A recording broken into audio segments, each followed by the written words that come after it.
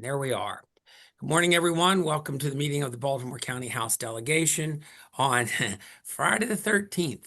Okay, just hang on to your hats, everyone.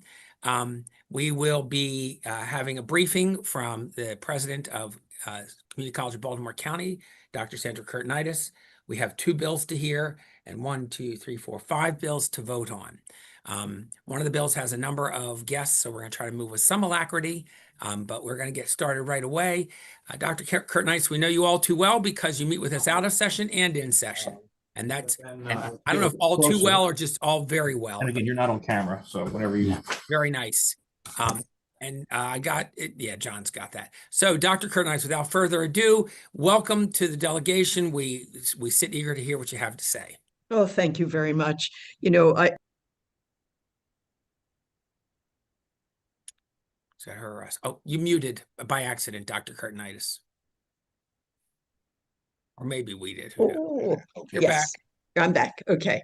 So yes, thank you very much for this opportunity. It does always feel like coming to visit with old friends. I can't tell you how appreciative we were for what you did for us last year. And I know you're facing a budget deficit this year, and we're just hoping that you will be willing to support the governor's budget, and that will be fine with us. I do have our good colleague Ken Westry with me as my backup man. And I want to just say some of the things you often hear from me, but I always think it's important that you know really how strong, how able, and how intent on delivering your community college is. So those of you who've had to listen to me before know that I am always bragging about the fact that last year we had 55,000 students here and roughly 3,500 employees. We are a big, big, big player in the economic well-being of this region. And also, I think that the output of about 13,000 students each year finish something important to them, whether that's a degree, a certificate, a workplace certification, or transfer. So you've heard me talk about how who we are and how we serve many, many, many times, and I don't wish to belabor that. But I would like to also thank you for supporting our board's proposal for restructuring. And in fact, I met with our Senate delegation last week on the same issue, and I think we now have full support from our delegation for that. We're very pleased.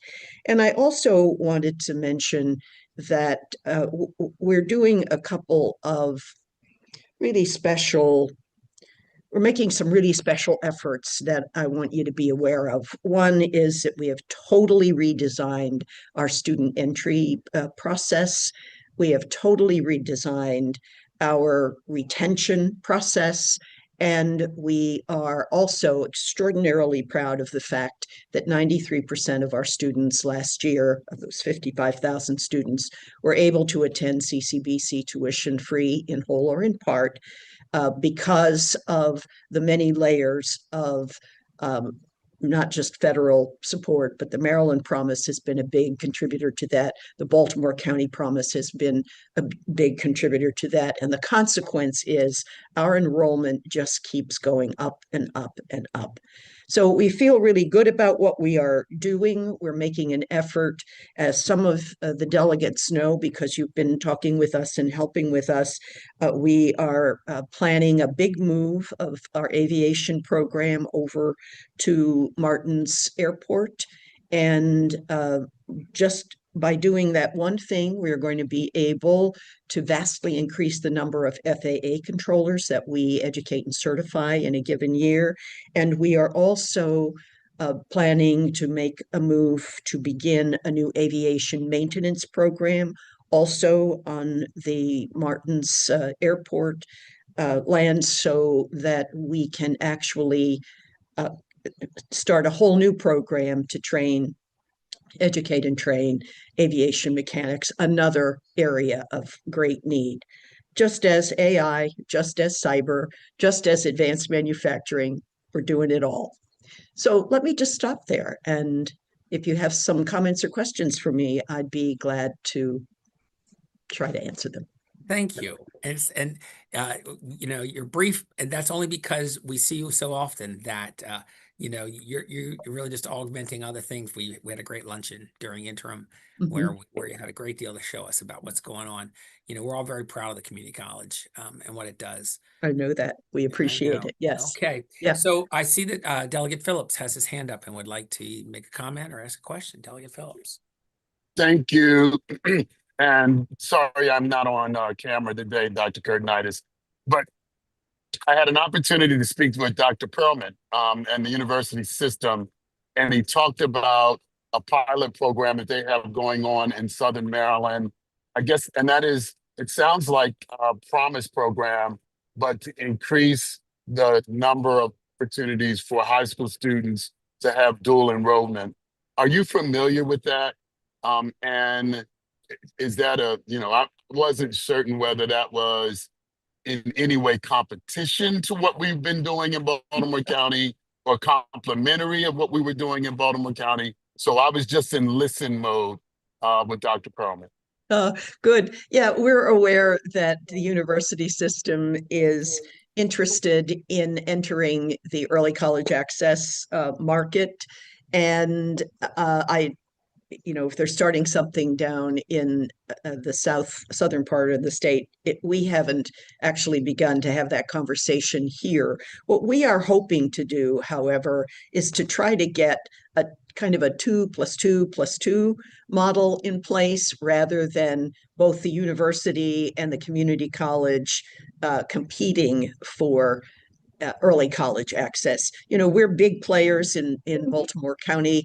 We had last year probably about 3,200 students, high school students taking early college courses. And and some of you may have seen the recent press release where we just made a commitment with the Baltimore County Public Schools for something called Direct Admit, which means because we have such a strong relationship between the school system and the college, that we are able to invite every single graduating senior starting this year. We can offer them at instant admission, so to speak, without going through the long pursuit of finding references, filling out long forms, trying to get a transcript, and so on and so forth. So the Direct Admit actually will be up and running for this upcoming year. And I think, with an outreach to parents in Baltimore County, we're hoping that our graduates, more of the graduates, many of them already come to CCBC, but we're hoping that we can get more of them come to us for 2 years, probably tuition free, then go wherever you want and pay $20,000, $60,000, $80,000. So thank you for that information about the university beginning that effort. We're quite aware of it. We're not that happy about it, but whatever. And then that's why I asked. I wasn't sure how that fit in. Well, hopefully things will come together and there'll be some collaboration on this issue. Thank you. Yeah, ideally. Thank you. And on that subject, that bill was heard in front of Ways and Means on Wednesday. I have to look at the bill more carefully, but the main focus was preparing people to be educators and teachers. There might be more in the bill, but that's what they talked about during testimony. In fact, I have someone sitting my right here just looking at that real quickly so we can see what the bill says it focuses on. I know, and I would say that if that's true, community college you have broad focus in the kinds of programs that you bring. Yes, that is true. Well, but let me confirm that. I just remember that was their testimony, but I haven't looked at the language yet. Delegate Mangione. Thank you, Mr. Chair. Thank you, Dr. Kurtnitis, for being here. You mentioned about AI. I am very curious to hear your take and very worried also about, obviously community college is preparing our young people for careers. And I'm worried if you're seeing or hearing or anticipating, I think we're all probably anticipating how AI is going to stifle opportunity with all the great things it does, but how it may stifle opportunity for young people who are looking for career opportunities outside of whether it's community college and our four-year universities. I just was really curious to hear your take and other people and experts and people involved. Thank you. Well, thank you for that question. It certainly is a topic of serious concern at this point, but we have a strong AI and cybersecurity delivery model. So we are preparing students actually to enter these careers. Some of them don't even need degrees. You just get the training and you go right into the work world, so to speak. I kind of figure it's here. Let's capitalize on it and let's do it right. So that's how we're delivering in terms of the curriculum. Just in terms of our own college, however, we are also integrating AI, not to replace people. That's not our interest at all. It is to simply get some of these more rote functions under some kind of uh, technical delivery, so that given our business, our people can spend more time touching people, students that we have who are actually probably never even going to study AI, but they have to have some kind of awareness of it. It's a real challenge for the disciplines like the English faculty, my own old stomping grounds. It's a real challenge for professors who are concerned about students actually depending on AI to complete their papers, to do their work. So we're in the midst of this, and it's actually kind of fun. It's a game changer. We're going to control it. We're going to figure out how to deal with it. So I would say we're not there yet, but I share your concern, and we're going to try to shape our approach. We are shaping our approach, both get ready students ready to participate in the work world of AI, but also then to make sure that AI doesn't take over grading, so to speak. Well, thank you very much. Yeah, it's advances more and more every day. So we'll continue our conversation. Thank you very much. Thank you, Delegate. I see that Delegate McCaskill has a hand raised. Delegate, you have the floor. Thank you, Mr. Chair. Good morning, everyone. I apologize as well for having my camera off. Dr. K, good to see you and hear you this morning. Late yesterday evening, the Speaker, Pena Melnick, Delegate Miracle North, and Delegate Sherrod Solomon and myself had a meeting in reference to childcare. As you know, we are in a crisis here in Maryland. And so I have proposed to the Speaker, and she has accepted, to create a cohort or working group this session, this interim. And one of the things she charged us with, I apologize, my alarm going off.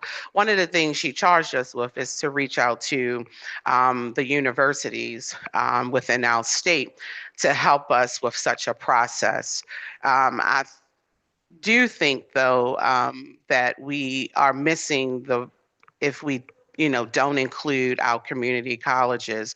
And so I'm just wondering, as we prepare to put this work group together and we consider how to reimagine childcare here in Maryland, is there who the contact would be for your university, for your college, because I would love to collaborate with you all to help us with the process and research, perhaps, or supporting us of how we can move the child care workforce here in Maryland. And so I would like to collaborate with you all and include a community college and a university. And I did suggest that to the Speaker this morning.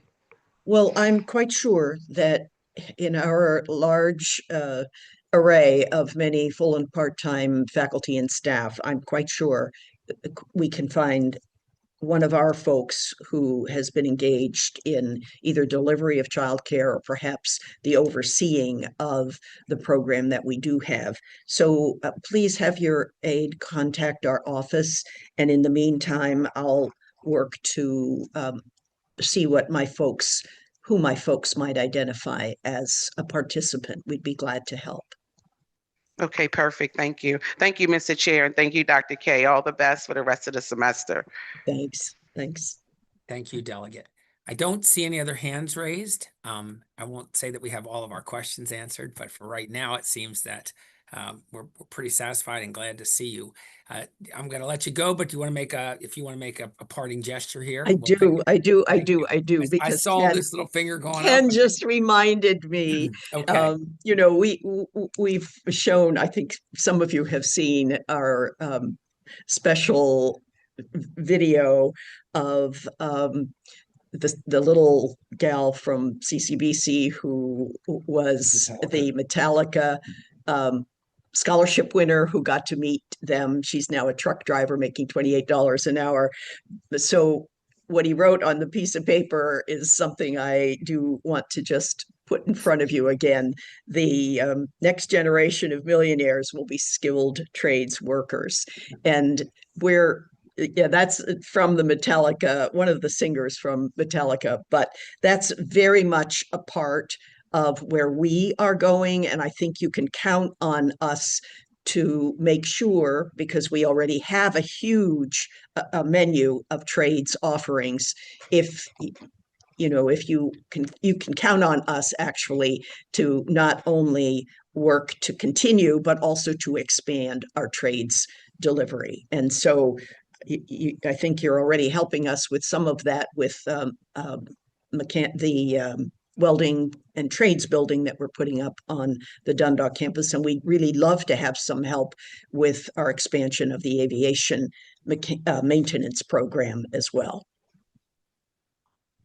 Thank you for that. So thank you very much for listening. It's always wonderful to that's see why you you're all. here. We want to hear. We're happy to listen to you. Thank you. But unless you have anything else, and I don't see Nope, anybody else we're with good. burning questions, we certainly appreciate you carving out an early part of your day on Friday the 13th. Yeah. Yeah, that's right. But we appreciate you. We appreciate you carving part of your day out, and we look forward to talking to you again in the future. Thank you so much. Thanks so much. Bye now. Right. Bye.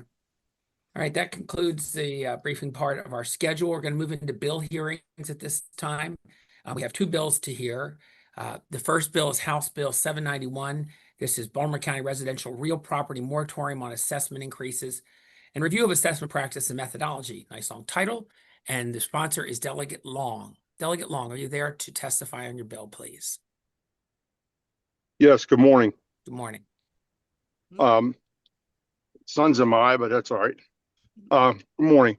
I'm here to testify for a bill that I'm sure you remember last year, dealing with Baltimore County property taxes. Let me get this sun out of my eyes. Anyway, this would actually look at what the tax assessments are and how they're being implemented. I feel that actually right now, the way that property taxes are being assessed are not really showing actual value, because what happens is there's not enough inventory on the market right now to actually show the real value. Because actually what's happening is you get a house goes up for sale, and what happens, you got 4 or 5 people bidding on that house, because the lack of shortage of housing actually escalates this prices up and up and up and up. And a lot of that has to do with because of the assessed value. We don't have enough people want to sell their houses because they can't afford them to move to the next one because of assessment. Baltimore County is, high with their assessment. And if you look at how they do the assessment process, it's not really fair. When I understand they have a standard they have to go by, but I really do believe that they need to update how they look at things. Just give you an idea, right now in Baltimore County, foreclosure rates are the 3rd highest in the state. All right. And in the state of Maryland, we're, I believe, number 4. So that means, Baltimore County's up there with the foreclosures. And with all the assessed values keep going up, and plus with the gas and electric and, this going up and that going up, it's only affecting, home ownership. So that's why the foreclosure rates are high in Baltimore County. And I kind of warned last year that this was going to happen. When you start having loan modifications, people are refinancing their home because they're behind on their payments. that's a very good indication that there's a problem with the market. And I just don't want to see the whole bottom fall out. And meanwhile, property tax assessments won't follow what will eventually happen with my opinion. See, we go through my paperwork.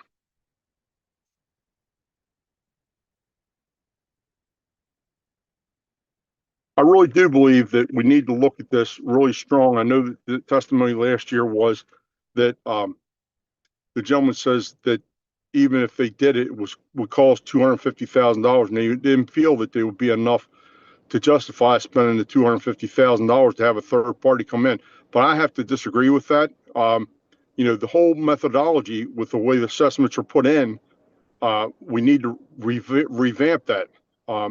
And again, we need to really think long and hard how the tax burdens we're putting on our homeowners.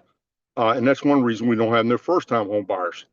That being said, I would like to, see this bill move forward. And like I said, I've only been in the business for 40 years. And I've seen good markets and I've seen bad markets. And right now, things are just really slow. And it's not because of the interest rates, it's because of the cost of housing, paying property taxes, insurance, and gas and electric. And that will end my testimony for today. Thank you. Well, thank you, Delegate Long. Delegate Ruth, before we go to you, we have a witness, more or less. County government has asked if they could be recognized to comment on this bill first, and they actually signed up this time. It's not like I'm just turning to them. So, Ms. Twessigi. Thank you so much, Mr. Chairman. And good morning to our members of the House delegation. As you know, my name is Kayenda Twessigi, and I serve as the State Legislative Officer for the Baltimore County Executive Office of Government Affairs. Today, the county will be in opposition of HB 791. This bill will apply a state mandate on the county to prohibit our ability to tax residential properties at their assessed values. This would be a significant loss for county revenue. In FY27, our estimated revenue for assessed residential properties in the county right now is estimated to be $70 million.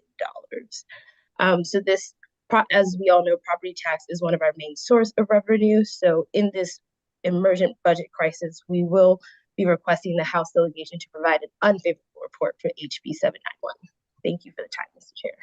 Okay, thank you. So I sort of let both sides go. It's a little, I was unorthodox. I realized once I was doing it, but it is done. May I answer? Yes, absolutely. Okay. I understand what she's saying. The thing of it is, if we froze property tax assessments today, Baltimore County can change the constant yield rate, and that's basically based on their budget. So if they need to raise taxes, they could raise the constant yield rate. This would be clear transparency of why property taxes are so high. They could actually lower the constant yield rate if they wanted to. The assessed value is just a basis that they use, and like I said, they could change it, they could raise it, or they could lower it. I think if it was frozen and the county would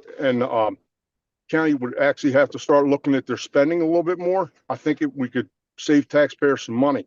Because right now they're getting our reassessments are going up every year.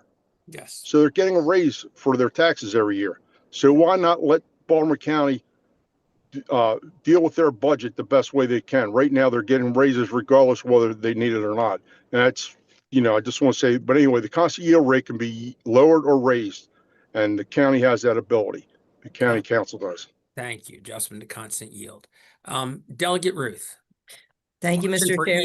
Question for either county government or the bill sponsor here is fine. Thank you, Mr. Chair. And this actually isn't, I have another question that I had intended to ask, but after Delegate Long's testimony, I just wanted to ask, he is saying that the county can deal with this by cutting the budget. And Delegate Long, are you okay if they cut the budget for things like midges? Because everything in that budget is important to somebody. It's like, okay, we need to fund the midges, but I'm sure there's other ways. I'm going to say there's other areas that we can actually cut back our spending. As a matter of fact, I think Baltimore County is not going to have a lot of money for midges this year. We actually reached out to our federal delegation to see if we could get some federal funding for that. No, I don't want to see it cut back. But then again, too, we might have midgets living in people's houses that people can't afford no more. I'm just sharing with you what my constituents are saying. You No, know, thank you. they're trying. Yeah. No, Go ahead. I understand that. And I get the same thing from my constituents, which actually leads me to the question that I was going to ask which is have you spoken to SDAT about how they do assessments? Because I did this year, because I have had constituents complain about their assessments. And this is something that I was looking at, trying to see if there was anything we could do. And, that they have a very thorough process that they explained to me. And, they do compare assessments to sale prices and, make sure they're within a certain margin. So I just wondered if you had talked to SDAT. Oh, yes, ma'am. I've actually been in front of the board for appeals. I've actually been down to Preston Street for appeals. I'm very aware of how assessed values work. The thing of it is, they're assessing property that are not their. Let me see how I can explain this. They're basically overpriced because there's lack of inventory. Okay, if we had more inventory, real estate Sure. prices would even out, and we'd have more buyers in. But Sure. the thing of it is, you know, just because your house goes up a little bit each month or each year, you're not getting that money. It's not like you're getting more value in your house because you own it, but you can't achieve that money. It's like stocks. I mean, you don't pay taxes on stocks if you don't sell them. I understand that, Delegate, and like I said, I agree. My communities are, concerned about this as well. But if the assessments don't go up, like currently, if the assessments are on the 3-year cycle, and they're limited how much they can go up each, like they divide it. But if you're selling a house, doesn't the seller then have the new assessment? So wouldn't this be a barrier to selling your house? No, if anything, it would help if the property taxes are actually frozen where they are now. I've actually had a bill in that would do that also, that the new owner would actually take over whatever tax credits that the new buyer would get. And, it's I think Florida's doing it. There's a couple other places doing it. So you could actually give them if you've been in your house for 30 years, your property taxes are not as high as somebody just bought a house. That's why you could take and give it to the new seller. I mean, to the new buyer. The thing of it is, property taxes do not really reflect the value of houses. As Thank you. far as I'm not trying to start another debate. I just Right. really Yeah. wanted to explore some of those things with Yes, you. and I think, Thank you. we're not voting on this bill today. And some of that nuance, I think we can delve into that offline a little bit if that's okay with you guys. But I thank you That's for your fine. questions, Delegate Ruth. Thank Good you. questions, and I thank you for your answers, Delegate Long. Delegate Ross, I see your hand up. Thank you, Mr. Chair, and thank you, Delegate, for thinking about this and the bill. I was just wondering, I know you talked about your expertise, which I'm sure is much greater than mine on this issue. Can you just clarify just a little bit, or maybe don't, maybe just tell us if there has actually been some kind of analysis or investigation to tell us something that you maybe have documented that could tell us a little bit more about some of those issues you talked about with the property tax assessments. It sounds, I know of it, I've heard of this, but just so it's not completely anecdotal for us, do you have something maybe from assessments and taxation? I know this bill calls for the study, but Right. do you have anything right now before we do this to tell us that yes, there is an actual widespread issue that needs to be addressed in this way? Yes, I do. I do have some information from DHS that talks about the foreclosure rate in Baltimore County and throughout the state and throughout the country. And this is a good indication that the foreclosure rate is going up. And the problem with part of that is, like I said, the cost of gas and electric, we can't really control that, but we can control our property tax assessments. And the thing of it is, we don't want to see anyone lose their home. I mean, I've seen it and it's not real pretty. I mean, when somebody has to give up their home, it's stressful. I mean, you work hard all your life to try to get a down payment and then you have to lose it because they just can't afford them anymore because of the tax assessments, because of because of the electric bills. This is a way that we can look into it to see if we can help out and protect our homeowners. And again, the county can actually raise the constant yield rate if they need to facilitate whatever their budget is. They could also lower it if they can lower it. So that's what this is all about. I'd be more than glad to share that information with you. And Delegate Long, if you'd like to send that to John Sanic, I'm sure he'd be happy to send it out to the whole delegation.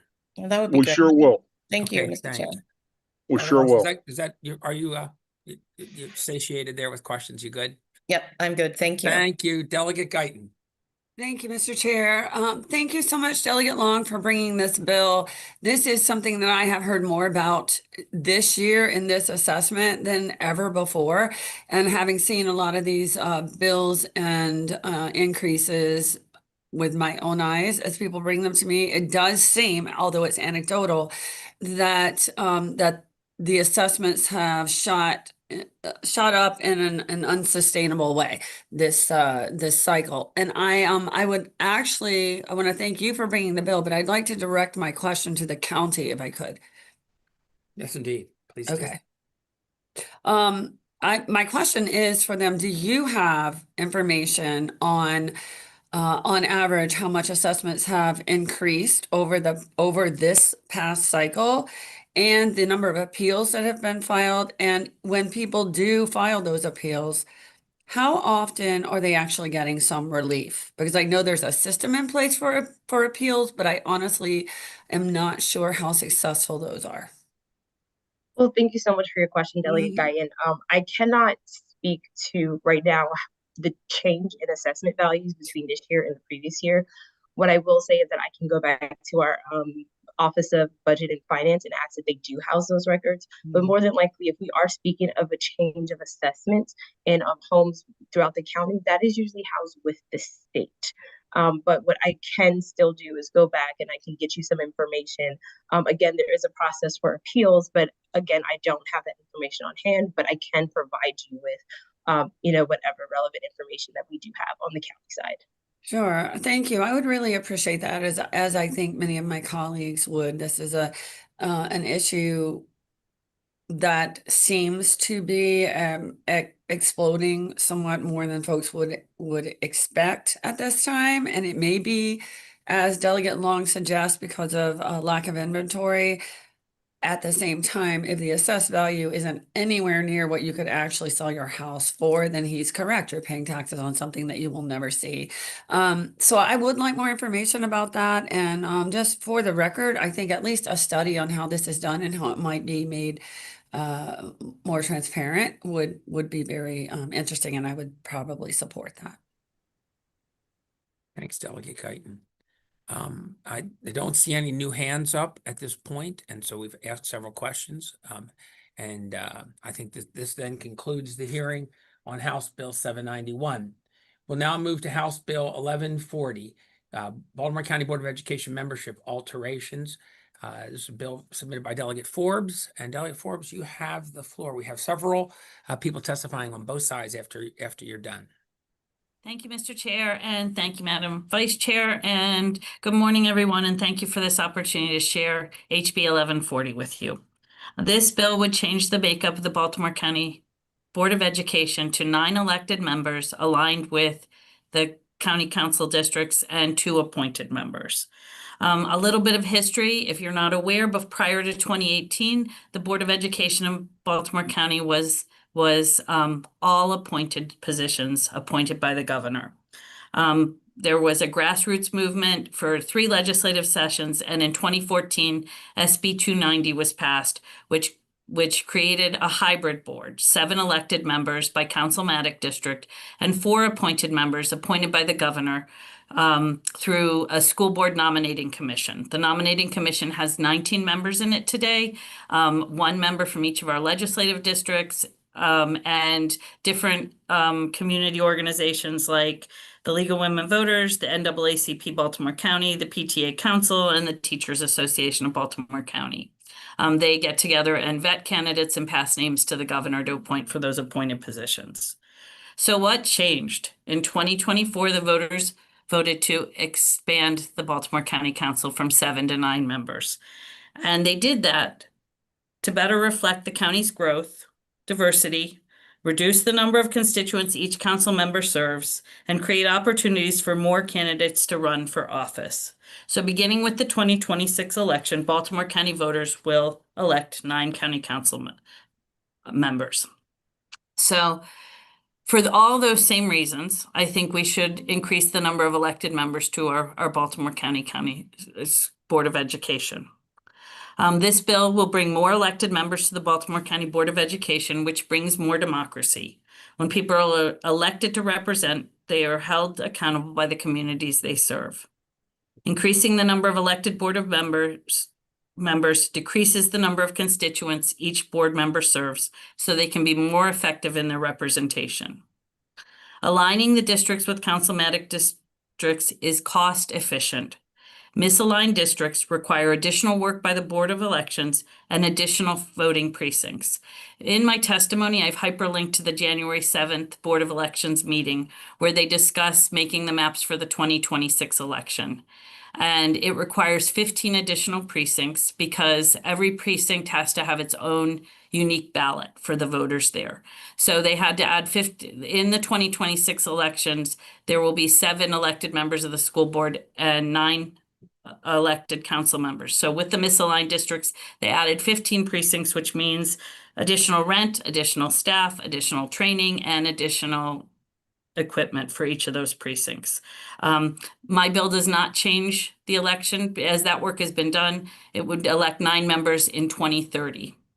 Not aligning the districts with councilmatic districts will require an additional redistricting process by the Maryland General Assembly with maps created and work by the Department of Legislative Services.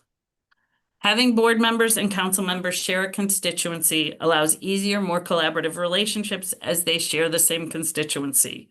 For Baltimore County voters, it lessens confusions for down ballot races. And this is a compromise bill.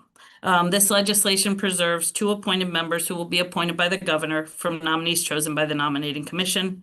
These members serve to provide ability to balance professional or diversity considerations on the board. I am pleased to have the support of TABCO on this legislation, the League of Women Voters, Baltimore County, and the PTA Council Board of Directors. I appreciate all of that support, and I am happy to answer questions after the witnesses have testified. And thank you for your consideration. Thank you, Delegate. Yes, we have 5 witnesses, so we're going to go through them, and then we'll pause and allow questions of those who are in favor. Then we have 4 witnesses in opposition, and we'll let them go, and also they can be questioned as well. So we're going to go to the first person that I have listed here in support. Her name is Kelly Olds, and Kelly Olds is the president of TABCO, Teachers Association of Baltimore County. Ms. Olds, you have the floor. Thank you. Good morning. Thank you for the opportunity to speak today. I am Kelly Olds, the president of the Teachers Association of Baltimore County. I speak strongly in favor of House Bill 1140. The TABCO Representative Assembly, our legislative body of school-based leaders, voted for our union to support a 9-member all-elected school board. As the president, I recognize the compromise that this bill proposes. Democracy can be hard and complicated enough for constituents to navigate without adding an entire electoral layer. People must know who their school board members are, how to reach them, and how to work with them. For this to be most effective, they should also know their counterpart on the county council. This is more streamlined, more rational, and more effective. Splitting the council districts from the school board districts is confusing without any added benefit. Speaking of democracy, down ballot races already see lower voter participation. This is already bad for judges and courts. It is also dangerous for the school system. Our school system, our county, does better with an engaged electorate. Active, passionate parents and community members protect and advance our schools, which is critical for our students. Creating school board districts untethered to the council threatens to reduce public engagement, which puts student outcomes at risk. The partnership between council members and school board members can also be incredibly effective. There is a natural team between an elected school board member and their council counterpart. Splitting the districts up imperils this partnership and what it is capable of doing for the people of Baltimore County, and more critical, the students of our county. Finally, we appreciate the role that the School Board Nominating Commission can play in ensuring that all voices of our county are heard and seen on the school board. For all of these reasons, I speak in support of HB 1140. We hope to see its passage, and I thank Delegate Forbes for bringing this forward. Thank you. Thank you. I didn't mention at the top, but you were right in there. We limit the testimony to 2 minutes, but you were well under, and I felt a little bad I didn't say it beforehand, but you clearly were. We do say it when we accept people to come on board, but when you get to the end of 2 minutes, I will encourage witnesses to give a concluding sentence. Next, I have Ramona Johnson from the League of Women Voters of Baltimore County. She's the president, actually. Ms. Johnson. Good morning, Chair and members of the committee. Yes, my name is Ramona Johnson, President of the League of Women Voters of Baltimore County, and we strongly support House Bill 1140. This bill increases the number of elected members on the Baltimore County Board of Education to 9, and certainly aligns school board districts with the county's 9 councilmatic districts. It also reduces gubernatorial appointments while retaining the student member. Together, these changes strengthen accountability, clarity, and democratic participation.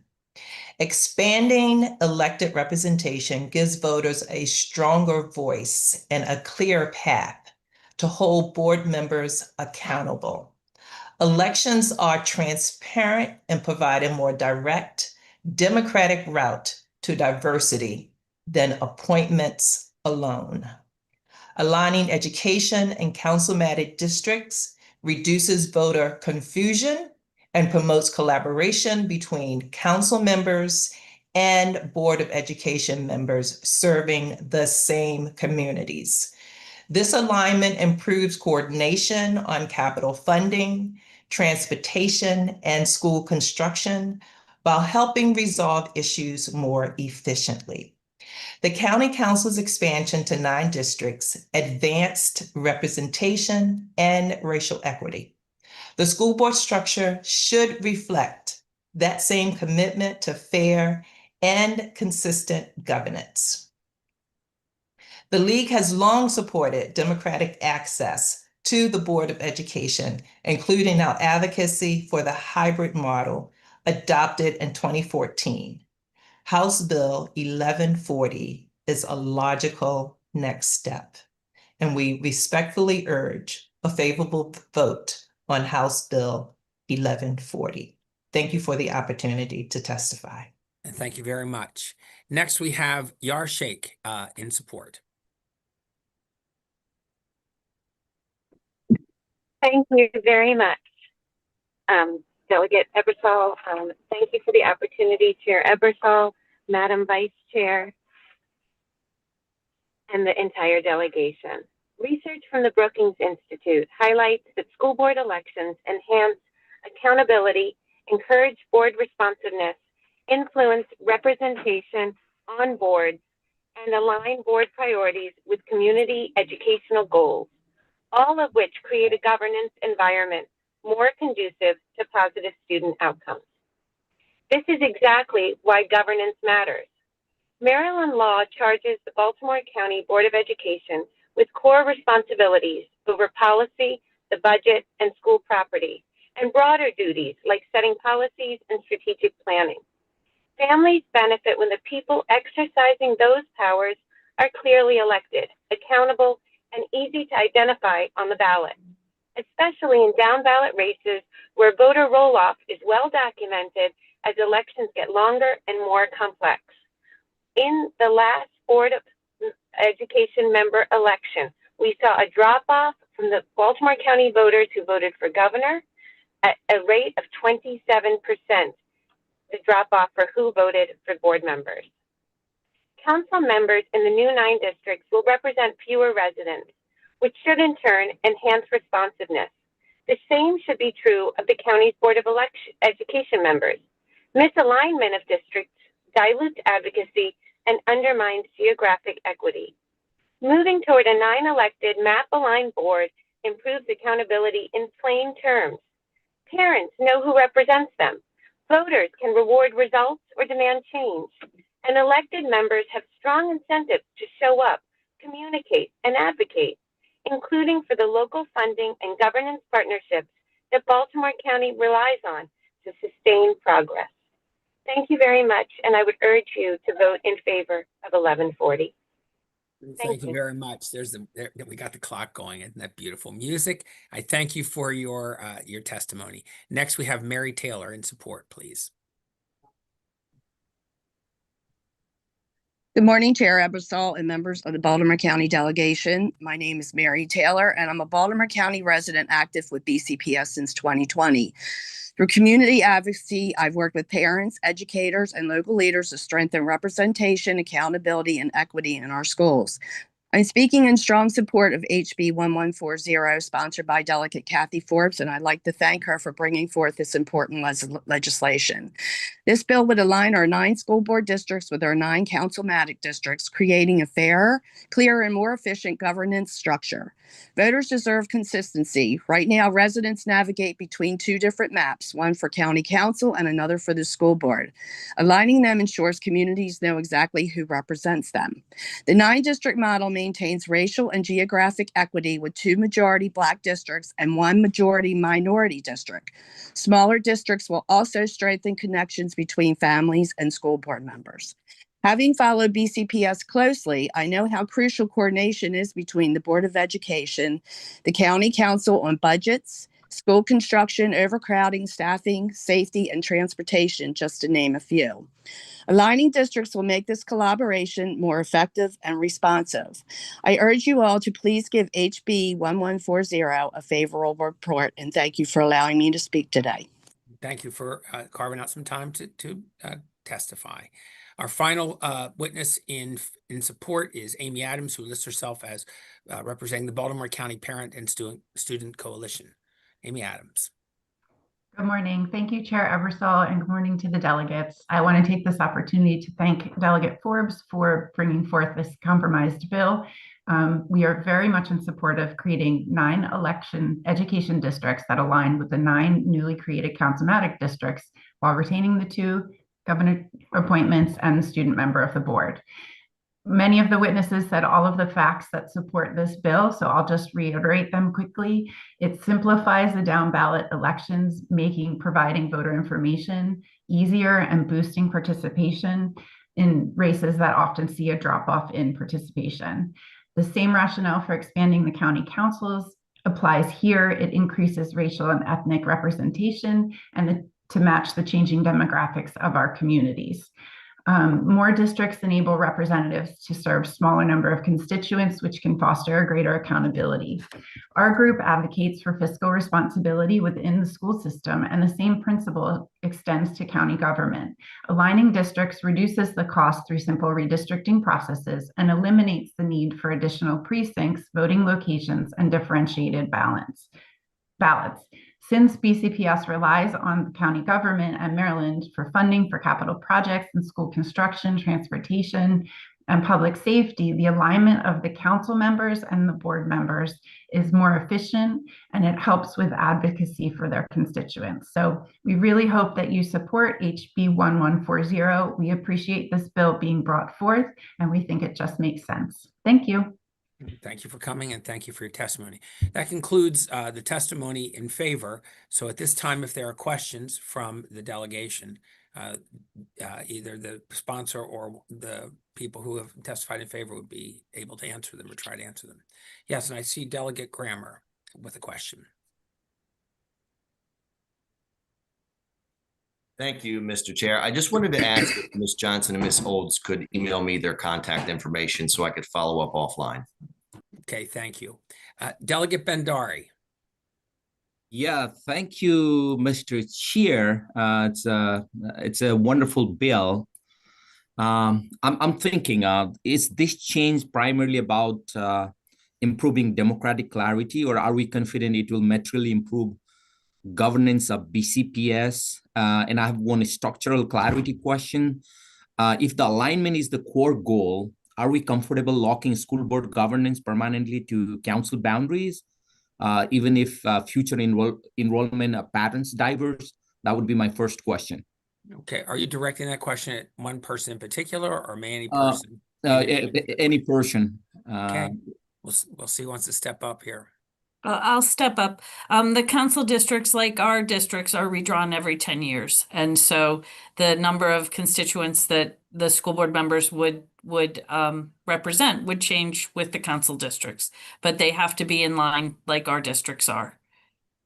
Thank you. And second question, like appointed versus elected balance, it always comes in our delegation. By reducing appointed members from 4 to 2, are we confident we are preserving enough professional expertise on the board, especially in finance, capital planning, and governance? So those positions have never been carved out to say those jobs are, but the school board nominating commission is a diverse group who can choose members that can give those different considerations.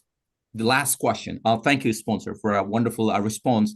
And when we are talking of the governance effectiveness, will moving to 9 elected district improve board performance and student outcome, or is this primarily a structural clarity reform? So the board is definitely more responsive to the constituents they serve now that it is an elected board. And so I think it will improve responsiveness to the constituents they serve. Wonderful. Thank you. Thank you. Thank you. Thank you, Delegate Bandari. And thank you, Delegate Shalega. Question. Thank you, Mr. Chair. Thanks, Delegate Forbes. So I read the bill and it says this is for 2030. Yes. What is this year's election for school board members going to look like? So we never changed the statute, and there was an assistant attorney general letter that said that in the current statute, the number 7 outweighs councilmanic districts. And so with that advice, the Board of Elections has maintained the 7 councilmanic districts for the school board that exist today and redrawn the 9 districts for the council. And so that work has already been done. We didn't act on this last year and change it. And so that's how the election will be for 2026. The candidates have filed, they know where they're running, and so this bill goes forward to 2030. So for the election in June, right, the current school board districts will be what they are. So voters maintained, yes. They're going to have some confusion. They'll be, going to the poll. They're going to vote for a county council, but their school board district will not line up with that. Right. Most likely. Right. And we didn't act on this last year to change that because the county lines weren't drawn yet. Right. And the county thing wasn't set yet. And so we waited to see how it fell out, and that's how it fell out. And so now I'm advocating that starting in 2030, we have one redistricting process for county offices, and the school board and the county council members run in aligned districts. Okay. All right. And we can't do that with an emergency bill to align them. I'm assuming you would have done that if it was possible. Well, I also think the work has been done. And if you look at my testimony of hyperlink to the January 7th Board of Elections meeting, I think even with an emergency bill at this time, they have done the work and voted on the precincts for the 2026 election. It would be a waste of their time and energy of what they've already done to switch it now. And so I didn't want to upset that. Okay. Thanks, Delegate Forbes. Thank you, Thank Delegate you, Shalega. Delegate Shalega. Delegate Naraki, please. Caught me off guard there, Mr. Chair. I thought we were I tried. Go to Delegate Phillips there. Thank you.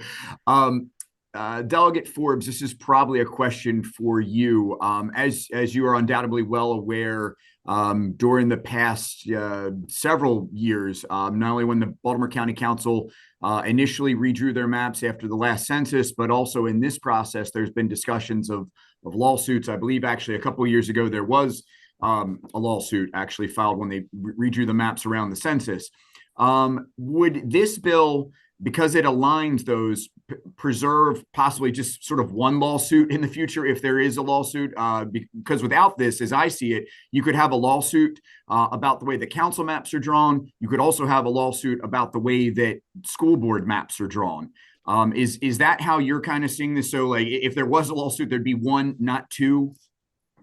Yeah, thank you, Delegate Naraki. Yes, I do see that any map making process has the opportunity for litigation, and this maintaining the 7 and 4 adds an additional map making process.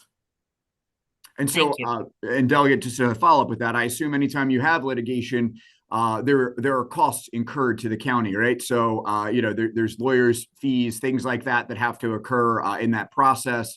So, is this a way potentially to save the money for the county in the future by not having, you know, 2 lawsuits, just having 1 lawsuit if that were to occur? Yeah, there are costs and delays in litigation, so I can confirm that. Yes. Okay. All right. Thank you, Delegate. Thank you, Delegate Naraki. Thank you, Delegate. Delegate Long, you're up. Thank you. Just curious, the Board of Elections, they can't change it to the 9, given the cost of how much more the precincts are going to cost, because they're going to have to add additional 15 precincts from what I understand. Yeah. And, you know, and the confusion behind that. Plus, I believe the Board of Elections could probably do it. We're talking about redistricting for for a Congress seat, congressional seat, and they can actually do that in time. You know, and I just think it would be good governance to have all the school board members align with the county council. Thank you, Delegate Long, for that question. And while it might have been, the work has already been done. Additionally, we have 4 appointed members of the Board of Elections who are continually serving, whose terms end in 2028. No, just let me know. So those 4 members were appointed by the Mark, governor, and they'll this way. continue to serve until 2028. And so my legislation holding off the elected board of 9 members till 2030 solves that appointed members. So no one who's currently appointed's term would be cut short. Thank you. Delegate Phillips. Thank you, Mr. Chair, and thank you, Delegate Forbes, for bringing this bill and really starting this conversation and trying to bring some balance to the conversation. And thank you for considering a model which does not completely eliminate the appointed school board members. I do have some concerns, and it really relates to kind of how we got here. Can you talk about the compromise, I guess, of the elected school board versus appointed school board members as we went to a hybrid some 8-9 years ago? So the original advocates for an elected school board were advocating for an all elected school board. And the compromise made in 2014 that started in 2018 was for a hybrid board and created the school board nominating commission. So this keeps a hybrid board, but with more elected members.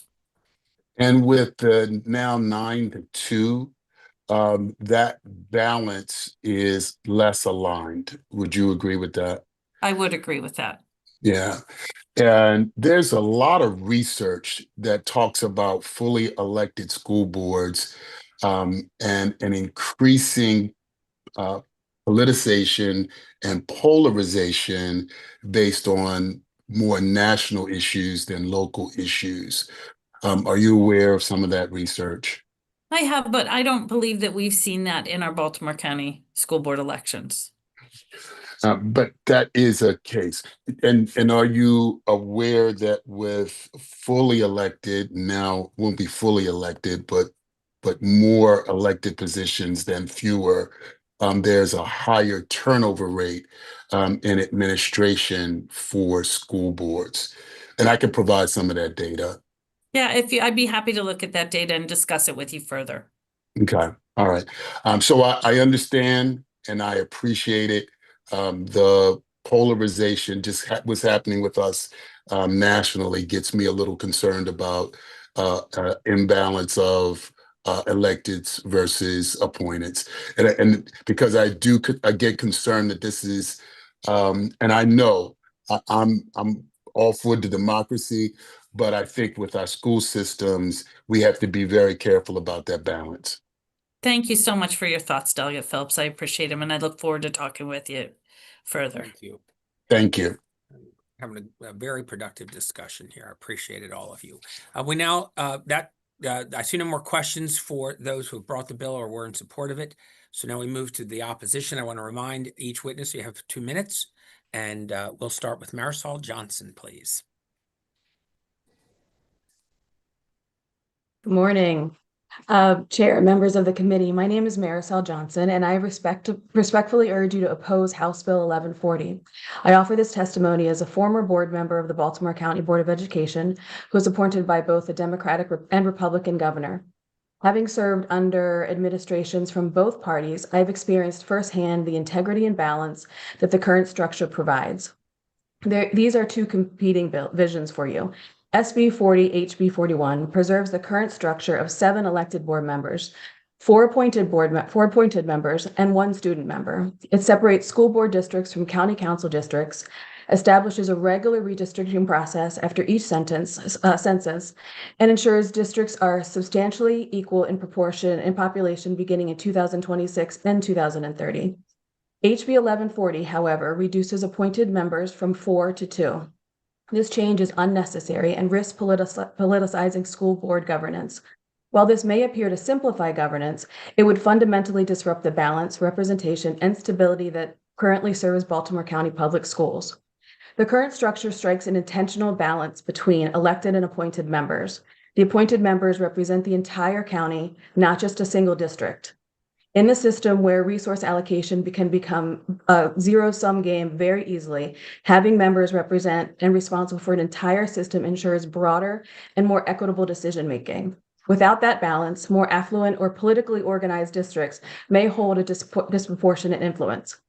Additionally, appointed members undergo a rigorous and transparent vetting process.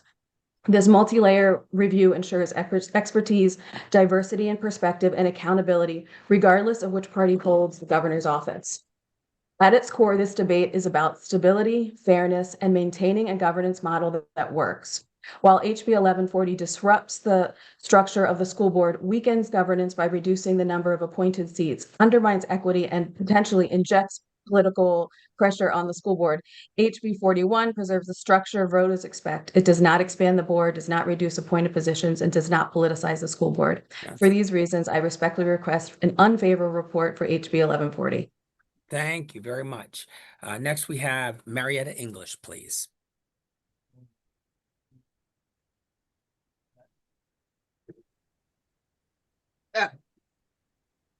Good morning. Good morning. I'm Marietta English. I am a resident of Baltimore County, and I have a granddaughter in Baltimore County Public Schools. Thank you for allowing me to testify this morning. I ask you to oppose House Bill 1140. House Bill 1140 would significantly alter the current composition of the Baltimore County Board of Education by reducing appointed members and expanding district-based elected positions. This represents a major structural change in a system that is currently stable and understood by the public. Such a shift risks creating a disruption without clear evidence that the existing governance model is failing or requires this level of overhaul. By reducing the number of appointed members, HB 40 diminishes voices that are responsible for representing the interests of the entire county. rather than a single geographic district. A board composed primarily of district-based members may naturally prioritize localized concerns, which may lead to fragmented decision-making and reduce focus on county-wide needs, long-term planning, and equitable resource distribution. HB 1140 would disrupt a stable and functioning governance model, reduce county-wide representation on the board, encourage district-based competition rather than a system-wide collaboration, limit the presence of vetted, expertise-based members, increase the potential for politicalized of school board governance, and introduce structural change without clear educational or operational benefits. For these reasons, I respectfully urge the delegation to oppose House Bill 1140. Thank you. Thank you so much. And you finished with the fanfare there. Very nicely done. All right. Next we have Diana Bergman.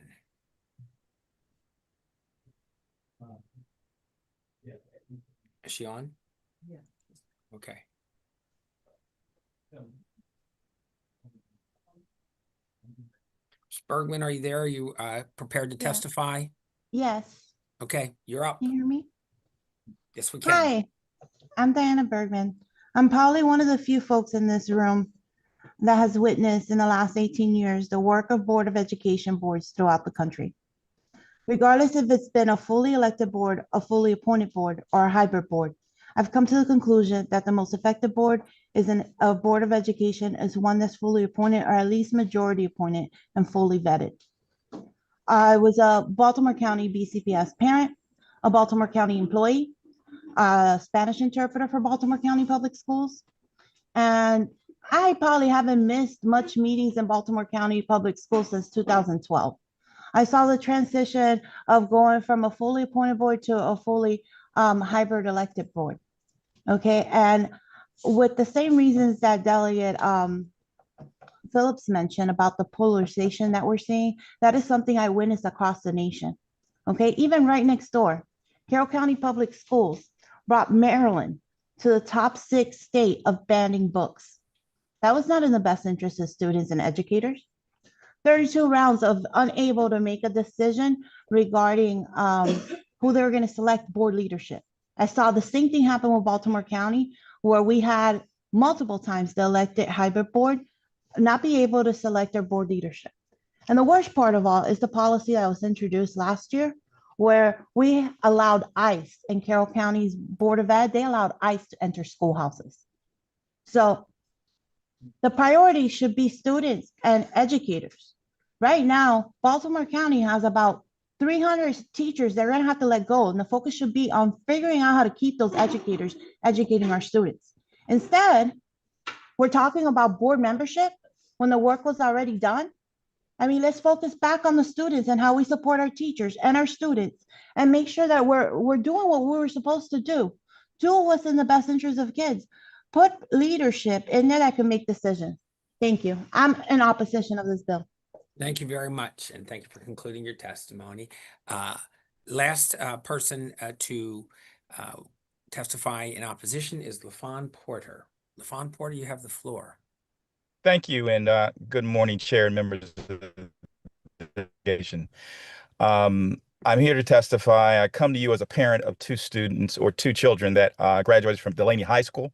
I am a graduate of Sparrows Point High School, the product of Baltimore County Public School System. I'm respectfully recommending that you oppose House Bill 1140. This proposal is unnecessary restructuring of the Baltimore County Board of Education that weakens governance, undermines equity, and injects greater political pressure into a body that should be focused on students and system-wide success versus district. House Bill 1140 moves the board toward a structure that invites parochial decision-making and competition among districts for limited resources. This bill invites the potential for inequity by encouraging district-by-district competition for resources rather than preventing it.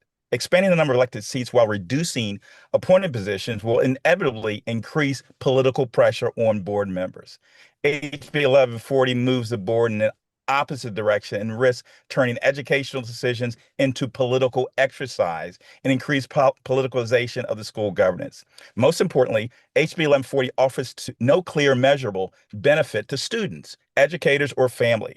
Instead, it introduces governance risk, weakens equity safeguards, and diverts attention from the real work of improving student outcome. In conclusion, House Bill 1140 it's a flawed proposal that disrupts the functioning of a stable governance structure, eliminates essential statewide representation, encourages competition rather than collaboration, provides no demonstrable benefit to students. For those reasons, I strongly urge the delegation to reject House Bill 1140 because if it ain't broke, please don't try to fix it. Thank you. And thank you, sir. So I'm looking for questions of the opposition, and I see that Delegate Grammer has raised his hand. Thank you, Mr. Chair. I first have a question for Ms. Marisol Johnson. You mentioned one of the big parts of the reason why you were against the bill was accountability. If I talk to anyone from my district, they would say the board's the most unaccountable adjudicative body that represents them. You still have not managed to put your contact information on the board site.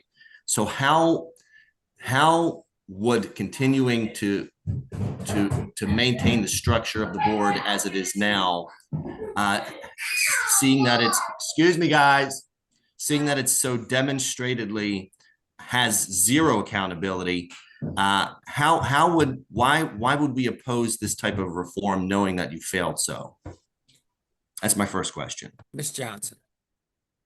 I don't know what's going on as far as the site is right now. When I was on the board, there was a level of accountability. And whether board members are voted in or appointed, that's something that needs to be discussed with the county school system and their IT department. But as far as overall oversight and accountability, it's dependent on the board member. And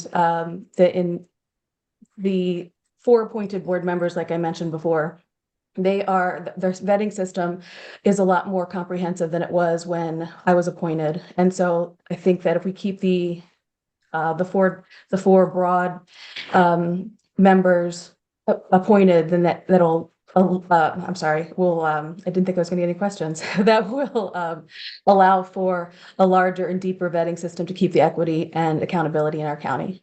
Got it. So the board members don't realize that there is no way for constituents to get their contact information. I have a question for Mr. Porter. I can't speak for all board members. I don't know what the board members do and don't realize. Got it. Mr. Porter, democracy is our political system. Whether we like it as elected officials or not, political pressure is part of how this works. And I do feel the pressure from parents, whether it's about education related issues. Grammer, I'm going to ask you to get to a question here for Sure. Mr. Ford, if you could, please. Knowing that political pressure is part of democracy, why is it the right thing to do to shift away from actually electing our elected officials? Well, I agree that democracy is part of our system, but diversity and equity and balance is also part of our system. And we need to take that in consideration. That's why we have a hybrid system that balances both. And by the way, I'm not a politician. I'm a parent, and I've had my kids in the system that works. By the way, and you know this better than me, Baltimore County is on the top half of the schools in terms of in the state of Maryland, as well as we have 2 schools that are competitive across the country. We have governors that have voted the same person in on both sides. So there's something must be right about what we're doing today. And that's just my perspective. Okay, thank you. Delegate Pastor, I see your hand up. Yes, thank you, Mr. Chair. This question is to Delegate Forbes. Thank you, Delegate Forbes, for working on this and maintaining in your work the hybrid concept that we have. Just know that when we first came to this via Senator Kelly, I was a part of that discussion. And I admit that I started out with full elected and had to be switched to the hybrid concept. So thank you for coming to this. I'm going to interrupt Now, for a second, I if would I may, please. appreciate it if Delegate Pastor. Yes, First sir. of all, Delegate Forbes, we're on opposition now. If you're willing to take a question, I would Okay. allow you Okay. to. But I'm willing. Okay, thank I'm you. willing. Okay, Okay. thank you. Delegate Pastor, you're back up. Thank you. Okay, thank you. Okay, my question to you is whether in putting this together or having in conversations with anyone who supported you, was there ever any conversation with anyone from the governor's office? Because that has been a consideration for us going from 4 to 2. Just what do they think? What are the feelings about that? Because that does change the governor's role as well as the commission's role. Thank you, Delegate Pastor, for your work on the school board, for your work here in Annapolis, for your work for children, and for your thoughtful question. I have not discussed it with the governor's office. We got to 7 elected members of the school board because we had 7 county council districts. And so this bill says now we have 9 members of the county council because for diversity, equity, and balance.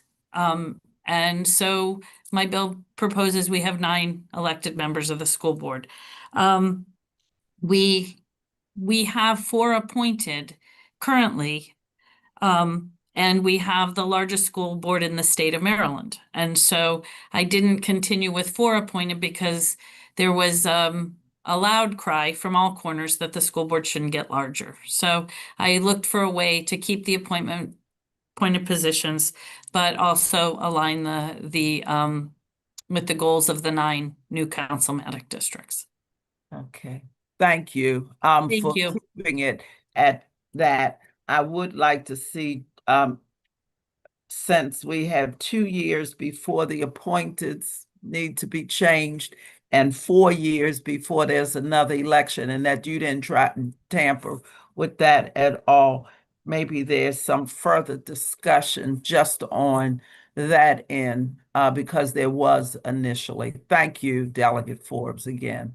Thank you, Delegate Pastor. Thank you, Madam Vice Chair. That was an excellent question about the governor.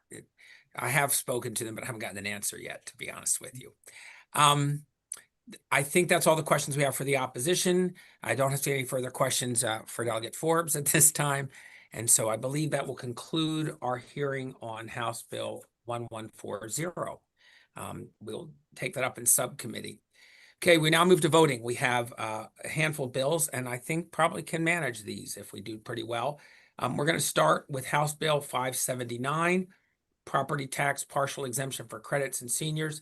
And for this, I will turn to the chair, Ruth, for a report from her subcommittee. Thank you. Sorry. I think I'm unmuted. Okay. Thank you so much. Thank you so much, Mr. Chair. House Bill, I apologize. House Bill. Take a second. House Bill 579, Baltimore County property tax partial exemption and credits for seniors.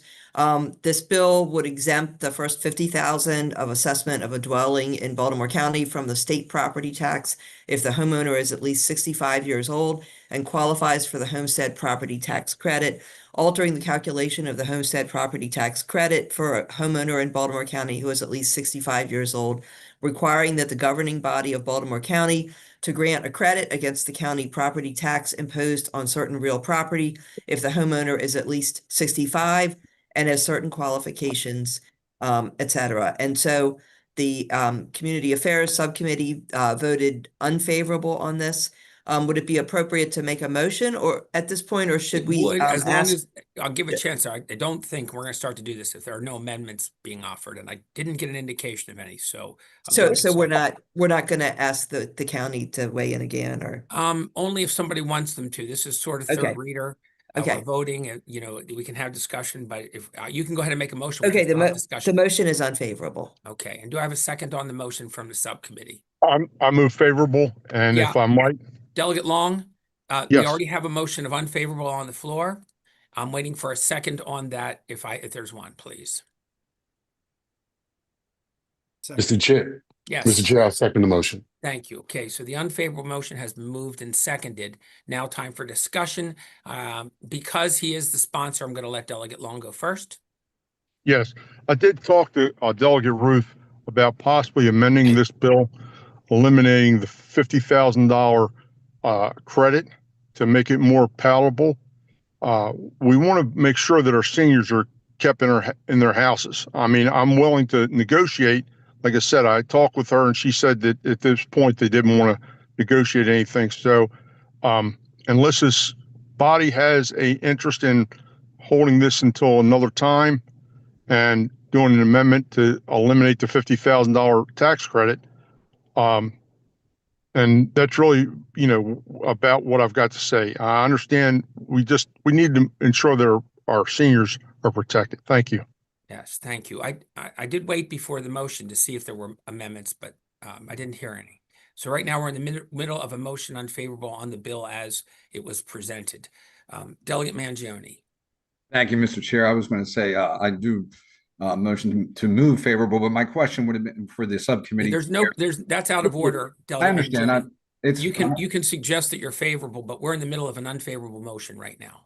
Yeah, that's my. I thought for discussion of bill, my question for the thank you for the subcommittee chair. I heard that you're moving unfavorable, and I understand that that's your take. Why did the subcommittee decide that they were against this bill? Thank you. Thank Mr. Chair. Yes, absolutely. Yeah, thank you so much. So first of all, I just wanted to clarify the conversation that I had with Delegate Long was not about this bill. It was about HB 602, which we're going to get to in a few minutes. And I actually did not refuse to negotiate, but I will talk about that conversation when we get to that bill. As far as this bill, the main reason that we voted unfavorable is, first of all, the fiscal note. The fiscal note says that the annuity bond fund revenues would decrease by approximately $5 million for the state beginning in FY 27. The revenue decrease may require either an increase in the state property tax rate or a general fund appropriation to cover debt service on the state's general obligation bonds, as well as it would decrease Baltimore County property tax revenues by $43.7 million in FY 27 and 28. Future revenues could decrease by a greater amount depending on rising property assessments. So not only would this decrease the revenues for both the state and Baltimore County, but the fiscal note indicates that it might be necessary to raise the state property tax rate for everyone to pay for bond debt service. And so, while we certainly think we, understand about seniors, this is a tax credit that would go to all seniors, regardless of income, including some who may have high income. And to pay for that, everyone in Maryland might have to pay more in property taxes. I thank you for your response. I appreciate the discussion. I do support the bill, but I just wanted to hear why. Thank you. Thank you. Thank you, Delegate. Delegate Ruth, you still have your hand up, but I think it's because you're answering questions. And so Delegate Guyton, you're up next. Thank you, Mr. Chair, and thank you very much, Delegate Ruth, for this. And thank you, Delegate Long, for again trying to address this issue. For discussion on the bill, I am voting against the bill because in 2019, this delegation is a bill that I sponsored, House Bill 1339. We actually already passed a property tax credit for elderly homeowners at that time. It was an enabling legislation, and to my knowledge, the county has not chosen to utilize that to this point. So I would ask them to look at that bill that we passed, but I think that what Delegate Long is trying to do in this legislation, we have already at least partially done in the past. So thank you so much. Thank you for your commentary. I don't see any other hands up. If there's no further discussion, we'll take a vote on this. I think we'll do it by roll call because clearly there is There are differings of opinions. And so if you'll just get your mics ready, I want you to remember this is an unfavorable motion. So voting yes is essentially voting against the bill, and voting no is essentially voting not to be against the bill. Okay, or for it if you want to look at it that way. We'll start with the vice chair. Vice Yes. Chair, on the unfavorable motion, yes or no? Yes. Okay, Delegate Allen.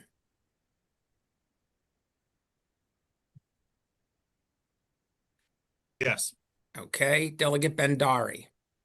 Yes. Delegate Carden. Yes. Delegate Forbes. Yes. Delegate Grammer. No. Delegate Guyton. Yes. Delegate Long. No. Delegate Mangione. No. Delegate McCaskill. Yes. Delegate Metzger. Are we voting on the bill or the We're amendment? voting on an unfavorable motion on the bill, sir. No. So a no would be in favor of the bill, essentially. You vote no? Yes. Delegate Naraki. No. Delegate Phillips. Yes. Delegate Ross. Yes. Delegate Ruth. Yes. Delegate Stein. Yes. Delegate Shalega. No. Delegate White. Yes.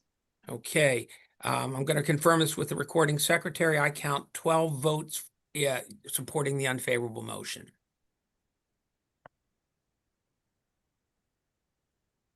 That's Does it sound right, Delegate Allen? I have, Mr. Chair. Yeah, okay, thank you. All right, so that means that this bill will not be sent on to committee with our note saying we support it. We will say that we have voted not to support this bill. House Bill 581 is next on our list, absentee ballot signature requirements. Delegate Long is the sponsor. Again, this is a bill that was taken up by Delegate Ruth's subcommittee. Delegate Ruth, you have the floor. Thank you, Mr. Chair. House Bill 581, Baltimore County absentee ballots signature requirements, prohibiting the Baltimore County Board of Elections from removing an absentee ballot from a return envelope or ballot return envelope, or counting the ballot unless the return envelope or ballot return envelope is signed by the voter, and except under certain circumstances, a witness, and the board verifies the voter's signature. The motion on this is unfavorable, and the besides the fact that this is unnecessary, the subcommittee was concerned that this imposes a requirement on Baltimore County that is not imposed on any other county, and so it would significantly impact Baltimore County's voters. Thank you. Before we take a motion unfavorable, I'm going to take what you said. Is that how the committee was? Were there any amendments to this bill? No. Okay, I'm waiting. No one else has any to offer. Now I'll take a motion from the committee chair. Sorry, I move unfavorable. That's okay. I haven't been doing that as much, but I'm hearing that there might be some amendments. So I want to make sure we leave space for that if it's true. Do I have a second on the unfavorable motion? Second. Okay, I have a motion and a second from Delegate Holland. And is there any discussion on the unfavorable motion? Okay, Yes. seeing none. I think we will also do this one by Mr. Chair. Yes. Mr. Chair, I heard Delegate Long say he wanted to. Thank you. Delegate Long, did you want to weigh in? Yes. Again, this was a pilot program, Thank you, Delegate Ruth. and Baltimore County has the equipment to do this, and I would love to see it implemented just so we can stop all the, all the rigmarole. That's the only way I can put it about mail-in ballots. Anyway, I want to make sure our ballots are secured and there's no fraud involved. And that's what this is all about. Thank you. Thank you, sir. Mr. Chair, could I ask? You absolutely can. Sorry, Mr. Chair, could I ask Ms. Twesigee to talk about the equipment, because that actually did come up in the subcommittee meeting? Certainly. Ms. Twesigee, would you like to share what you shared with the subcommittee? Yes, thank you, Mr. Chair, for the time, and thank you, Delegate Ruth. So for clarification, yes, Delegate Long is correct. We do have the machine to verify signatures, but what this bill will do will require that the signature on the absentee ballot matches with the voter registration signature under that name. So we would now have to integrate our system with Baltimore County's system, also with the state system, and that would have a fiscal impact that we are unsure about, but it would also put a very unfair advantage to our Baltimore County voters. As we all are aware, that our voting elections are at the state level, and there is no other jurisdiction in the state that actually does this process. So we are more in line with the state when it does come to these things. If all other 23 jurisdictions are doing this, obviously Baltimore County would have to, but at this time, Baltimore County is the only one that this whole process has been presented to. So again, the county would request the delegation to move unfavorably for this. And bill. we have an unfavorable motion in front of us, and it has been seconded. So unless there's any further discussion, we will do this one also by roll call. Again, this is an unfavorable motion, so voting yes is essentially voting not to support the bill. Vice Chair Pasteur. Yes. Delegate Allen. Suppose I should call him Secretary Allen. He's having a little trouble in and out, but I'm getting word because he's close by that he is yes on this. Delegate Bendari. Yes. Yeah. Delegate Carden. Yes. Delegate Forbes. Yes. Delegate Grammer. No. Delegate Guyton. Yes. Delegate Long. No. Delegate Mangione. No. Delegate McCaskill. Yes. Delegate Metzger. No. Delegate Naraki. No. Delegate Phillips. Yes. Delegate Ross. Yes. Delegate Ruth. Yes. Delegate Stein. Yes. Delegate Shalega. No. And Delegate White. Yes. Okay, Mr. Secretary, I have a count of 12. Do you confirm that with me? Yes. Thank you very much. Okay, we have 12 votes on unfavorable. This means the delegation supports an unfavorable motion on this bill. We'll let the committee know. Next bill is House Bill 602. I will go to Delegate Ruth, but I think you discussed earlier that there was some discussion of amendments, so Yeah. I'll leave some room for that. Thank you so much there, Mr. Chair. There are no amendments, but let me just explain the bill first. HB 602, Baltimore County transfer tax exemption for first-time home buyers.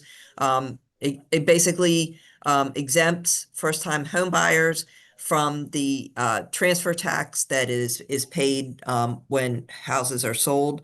I did actually mistakenly give the wrong information last week, and Charity sent me the correct information. So I did first want to clarify that first-time home buyers do not pay state transfer tax. The state transfer tax is 0.5%, which is traditionally split between buyers and sellers. But for first-time home buyers, it's half of that, which is 0.25%, which is paid by the seller. However, the Baltimore County transfer tax is 1.5%.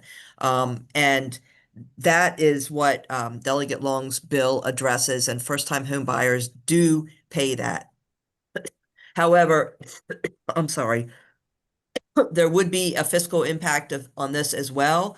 Baltimore County transfer tax revenues would decrease by approximately 20.8 million annually beginning in FY 2027. Baltimore County expenditures are not affected. This bill imposes a mandate on a unit of government. So it is a significant fiscal impact, 20.8 million, as well as it is a mandate on Baltimore County. It's requiring Baltimore County to do this, where it would decrease revenues by 20.8 million.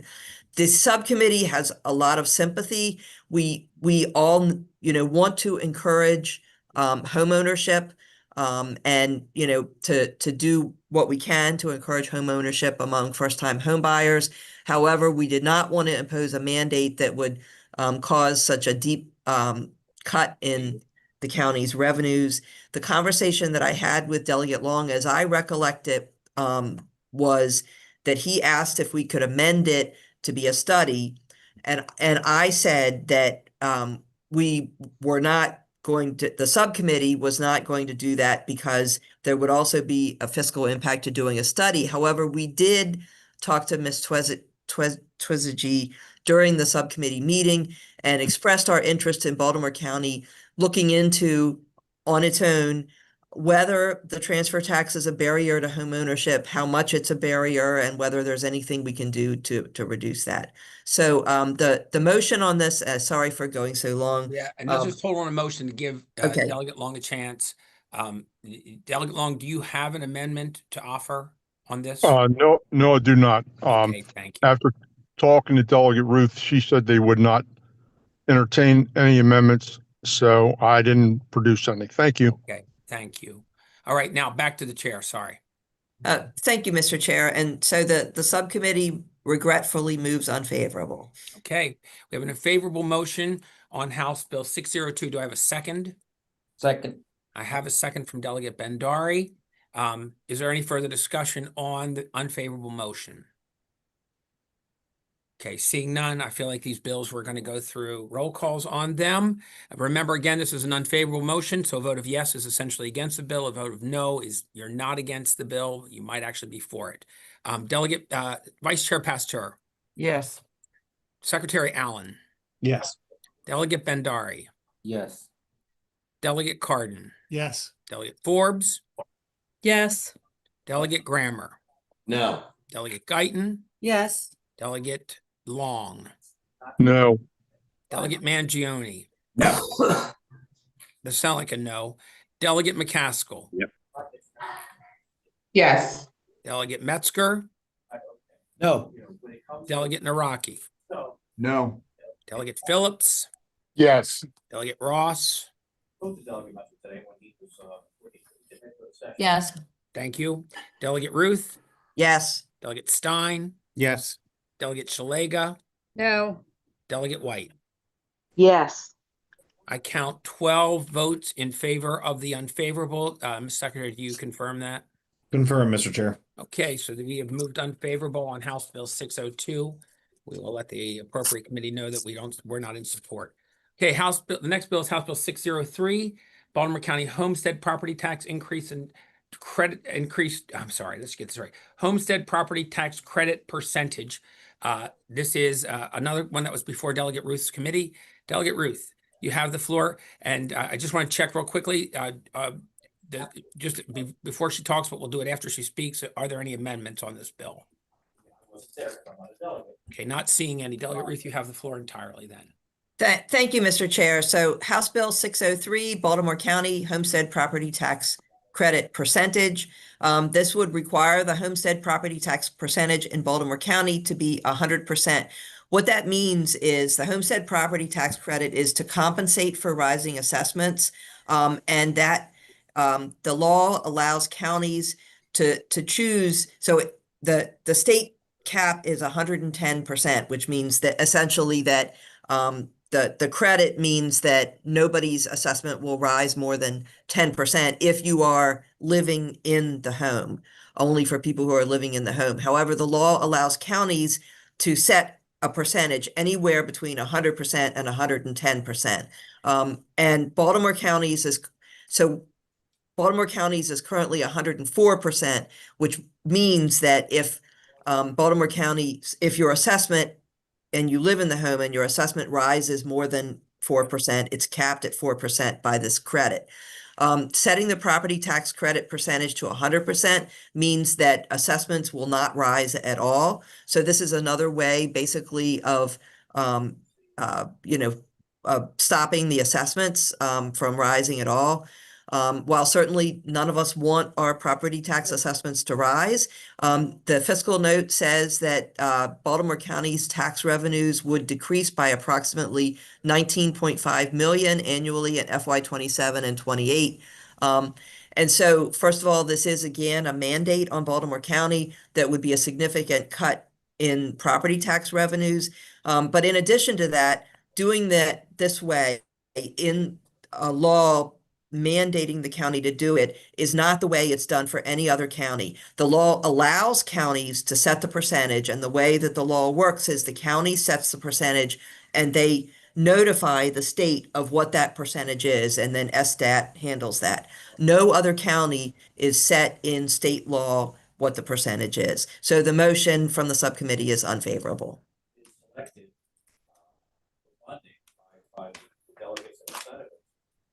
You're muted. Sorry. I have a motion of unfavorable on House Bill 603. Do I have a second on that motion? Second. Okay, I didn't catch who it was, but I had a second out there. Mr. Chair. Thank you. All right. Is there any further discussion on the unfavorable motion? Yes, if I might. Yes, sir. We talked earlier about if we capped it at 100% and kept the assessed value the way it is, the county council can raise the constant yield rate to manage what money they need for their budget. This makes clarity of where and how our taxes are raised. This is just a good governance bill. And, you know, we want to make sure that Baltimore County spends their money wisely, and this will require them to show whether or not, you know, they had to raise the rates or not. But anyway, that's what this bill is for, and thank you for your time. Thank you for your commentary, sir, and thank you for bringing the bill. Okay, I have an unfavorable motion on this bill, and it has been seconded. I don't see anyone raising their hand for further discussion, so we will do a roll call vote on this. Remember, this is an unfavorable motion, so voting in favor is essentially voting against or in non-support of the bill, and voting no is more or less supporting the bill. Vice Chair Pasteur. Yes. Secretary Allen. Yes. Delegate Bendari. Yes. Delegate Carden. Yes. Delegate Forbes. Yes.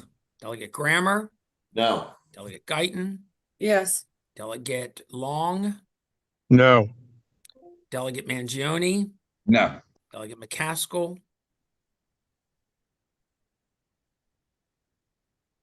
I see her there. Delegate McCaskill, I see you on screen. Can you vote, please? I apologize. I'm trying to get in my car. My Bluetooth is picking So up we're on voting both on devices. voting on unfavorable. So Yes, yes. Okay. Delegate Metzger. No. Delegate Naraki. No. Delegate Phillips. Yes. Delegate Ross.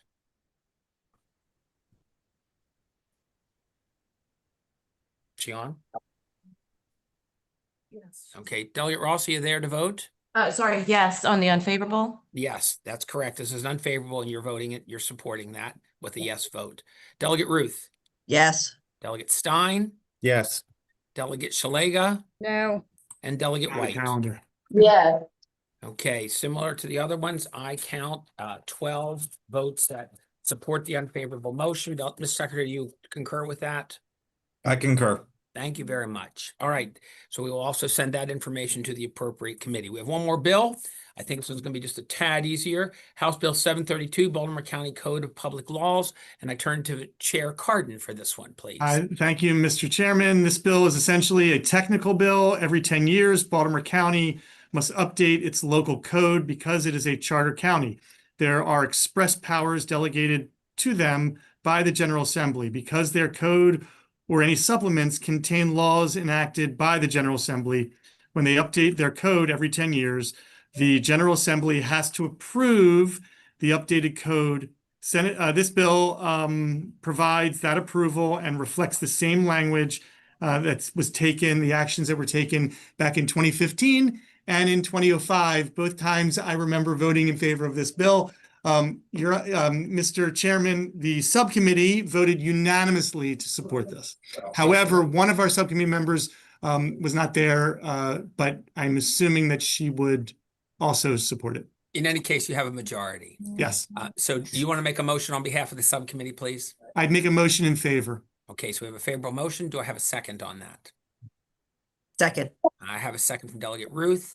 This one does not seem to be as controversial, so I am going to say all those in favor of this bill, please raise your hand or say aye. Aye. Aye. Okay, and then we'll put them down. And if anybody is against this bill, you should speak up now and we'll note you as against it. Hearing none, we're going to, this bill with the current quorum present was voted unanimously. We will send that favorable report. Thanks for giving me all the tough bills, Mr. Chairman. Yes, I know you really worked through that one. Nicely done. We'll send this bill on to the proper committee with the understood amendment that the bill will be changed to Baltimore County delegation. I think that concludes our business for today. Nicely done. Look at that. So we got 15 minutes to walk through the cold or through the tunnel. Please remember that right after session, we're going to try to gather out on the marble steps in the lobby and take a picture of our delegation so that we can post it in appropriate places. I saw Delegate Vandari raise his hand for the good of the order, sir. Yeah, Mr. Chair, Mr. Cardin, when you are reviewing the bill, but also making sure that your credit card statement does not become a floor amendment, okay?